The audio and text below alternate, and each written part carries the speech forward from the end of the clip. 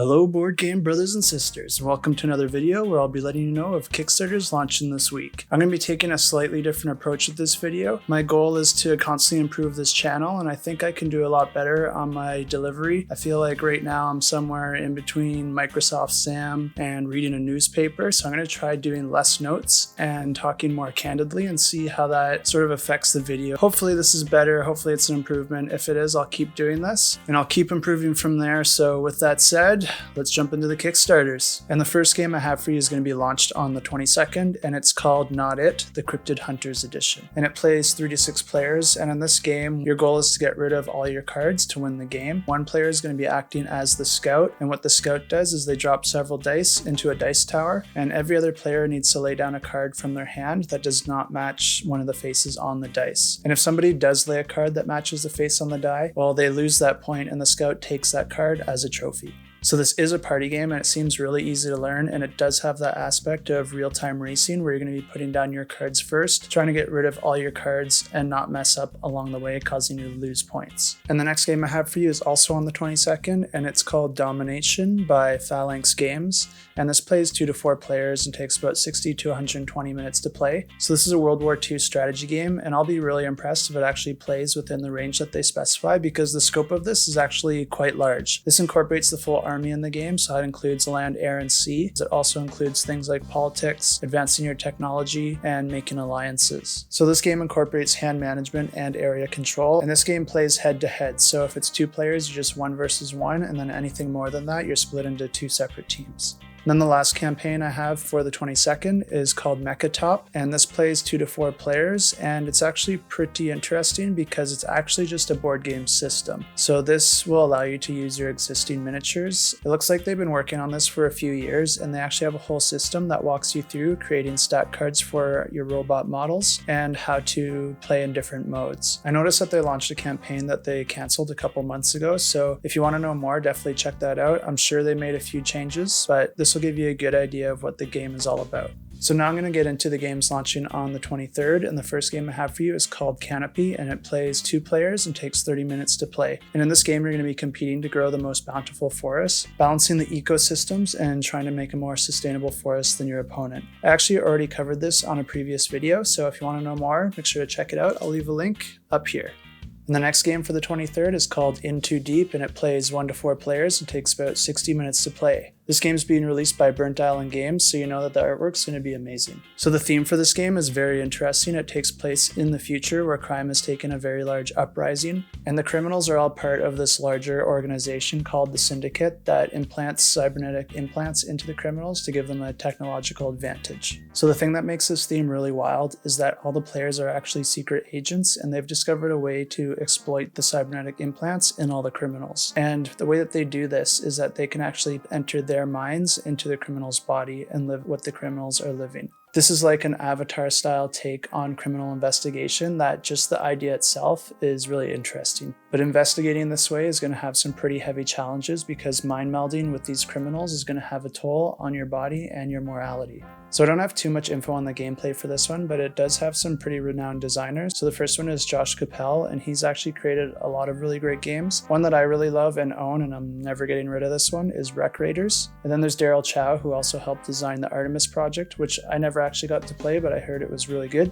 So it does make me a little weary to say this without knowing more on the rules, but I do have high hopes, and for that reason I'm making this one my pick of the week. So 𝗚𝗺𝗄 Games has been making some pretty solid board games, and I've been a part of a few of their campaigns, and I really like what they have, and I really like what they offer, and I really like the price point that they offer it at. So based on my experience with them, I'm willing to take the gamble that this is going to be a great game. I don't make these picks based on just games I like. I try to pick games that I think are going to do well in the community and are coming from designers and publishers that show that they really respect their gamers and show a passion in the products that they deliver. And I think 𝗚𝗺𝗄 Games has been doing that for years now. And the next game I have for you is also being released on the 23rd, and it's called Wild Hunt Festival. And this is a cooperative game that plays 1 to 4 players and takes 30 to 90 minutes to play. So this game offers primarily a story mode where you and your team are going to be navigating through a series of bosses and trying to defeat those bosses as the story develops. This is a JRPG style game where you and your team are going to be having different player powers. So a JRPG is a subset of the RPG genre, and I'm not sure exactly what sets it apart other than the artwork style and the Japanese roots. I'm not sure if these things define what a JRPG is or if they're even required. So if anyone knows, please leave a comment in the description below because I'm really interested to understand the difference. So the next game I have for you is called Role Player Adventures, and it plays 1 to 4 players and takes about 90 to 150 minutes to play.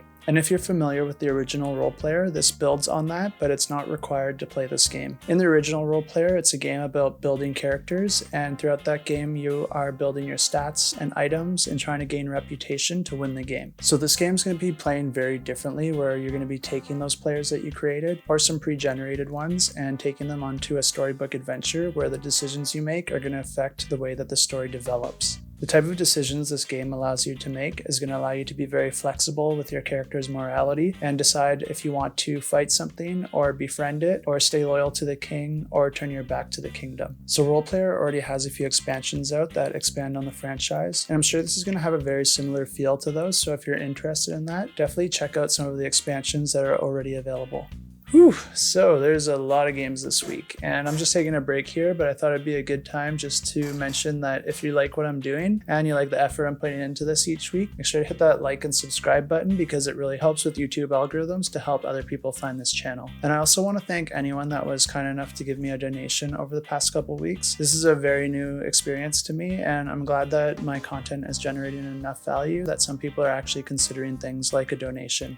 I really love this community and I'm happy to keep making this content, but it is a constant challenge to keep it sustainable. So these donations help me offset those costs, but also make me feel like I'm not the only one contributing. It really means a lot. And next on the 23rd, we have Syndicate, and it plays 2 to 5 players, and there's actually no time specified on the BGG page, so I can't report on that. So it's sort of interesting that this game is being released in the same week as In Too Deep because the theme actually does seem to have some overlap, but in this one you're actually playing as the criminals. And there's even some of the same terminology used in this. I don't know if that was planned or it's just a coincidence. It's probably just a coincidence. And in this game, you're an interplanetary criminal competing against your opponents to build the largest criminal empire in the system. This game incorporates area control, dice rolling, and tile placement. And the next game I have for you is also being released on the 23rd, and it also has a space theme, and it's called Intrepid. And this game takes place on the International Space Station, and it plays 1 to 4 players and takes 60 to 90 minutes to play. In this game, you're going to be working with your team to try and survive and generate enough resources to win the game. So I've actually covered this game in a previous video, but I guess it got postponed until this week. So if you want to know more details on this one, I'll leave a link to that video up here in the corner. Next on the 23rd, we have a campaign that's quite a bit different than the rest, and this one's actually for a board game Mosaic calendar. This is being created and launched by someone that I've seen to be really active in the board game community, and she actually builds some really cool mosaics, and this campaign is going to be showing those off in a calendar form for 2021. These mosaics are going to be inspired by different board games that I'm sure you're going to be very familiar with, and if you want to see more of the art that she does, make sure to follow her on Instagram, and I guess I'll leave a link to that in the description, and maybe I'll pop it on the screen now as well. And now we have a game being launched on the 24th, and it's called Theater in a Box, the musical theater board game. And this looks like a pretty lightweight party game where you're going to be rolling and moving and drawing different cards that are going to be different themes such as song, acting, or just general theater knowledge. This looks like it's going to be fairly interactive where you might have to sing or act or perform in some way to entertain your friends and win the points that your amazing skills deserve. And it looks like I lost some of my footage, so I'm filming this one the next day, but the next game I have for you is called Motorsport. And this is actually a deck building game for 1 to 4 players that takes about 25 to 60 minutes to play. I really like the theme for this because you're going to be starting out with a mediocre car, and you're going to be adding upgrades and different performance improvements to improve your vehicle. And you're going to be tweaking things like speed, style, handling, and traction, and you're going to be competing it in different drag races, car shows, and circuit races, and other things. First player to win 7 trophies wins the game. And the last game I have for you is being released on the 26th, and it's called Loop, and it plays 2 to 4 players and takes about 40 to 60 minutes to play. And Loop stands for Life of Ordinary People, and this game is all about consumerism, materialistic lifestyle, and personal happiness. And in this game, players are going to be trying to become the most happy while trying not to have total resource depletion.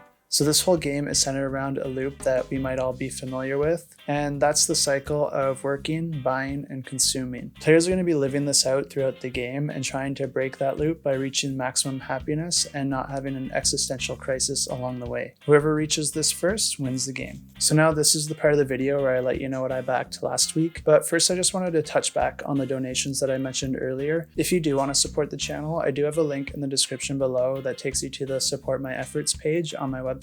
And there's a bunch of different options on there for how you can support the channel, but I also listed a bunch of free ways you can help support the channel if you want to give back in a non-monetary way. And the last way that you can help support the channel is one that I don't have listed on the website, but if you are planning to buy yourself a board game, check out kickstartergames.com because a small portion of that sale will come back to help this channel. There's some great games on there, and the owner is very active in the board game community, and he also has monthly giveaways to anyone that subscribes to his website, so check that out as well if you like free stuff. Okay, so let's take a look at what I backed last week. And the first one we have is Dinosaur 1944. And this is actually a co-op game by Peterson Games. It takes place in World War II. And in this game, you and your team are going to be trying to defend your camp from genetically enhanced dinosaurs. One thing about Peterson Games is that they have been pumping out a lot of games lately, and a lot of them still haven't been fulfilled, but he does have a really good track record of fulfilling those games, and most of his games have been well received. It does make me a little wary to see all these games being produced largely by one man, but at the same time, it's really impressive how much work this guy does. And I'll be honest, I didn't really back this one intending to keep my pledge in, but I just really like to see what sort of crazy stuff Sandy Peterson gets up to. The guy has a pretty funny sense of humor, and I'm really impressed with his ability to bring some crazy ideas to life.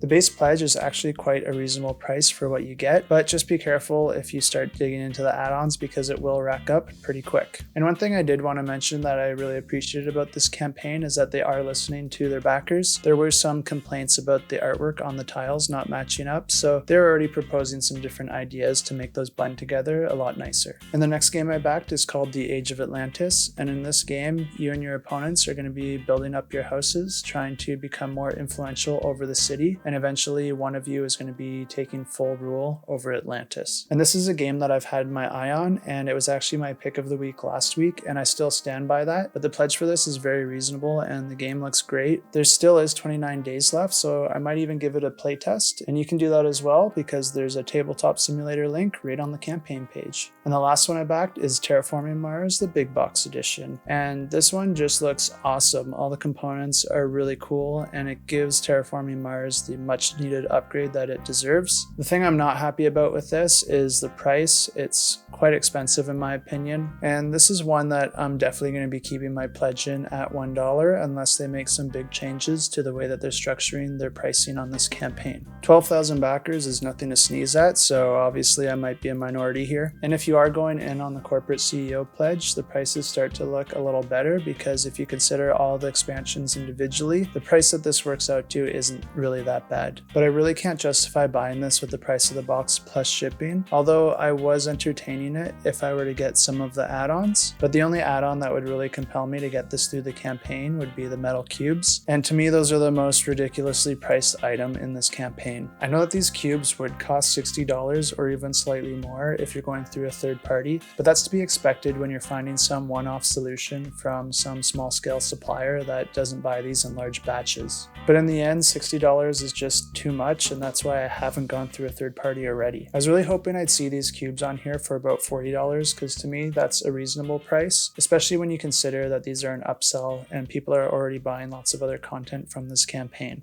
I'll keep my pledge in at $1, and who knows, maybe with all the backers they're getting, they might be able to offer a price that's more reasonable due to the quantities of scale. But I'm not really holding my breath for that, so I'll probably just wait till this goes to retail, and if I can't get the cubes, then I'm happier with the $60 to be honest. I wish I could be more positive on this campaign because I'm really happy that it exists, and everything in it gets me really excited. But it is what it is, and I can't justify the price. And that's all I have for you this week, so keep that shelf cluttered and the table full.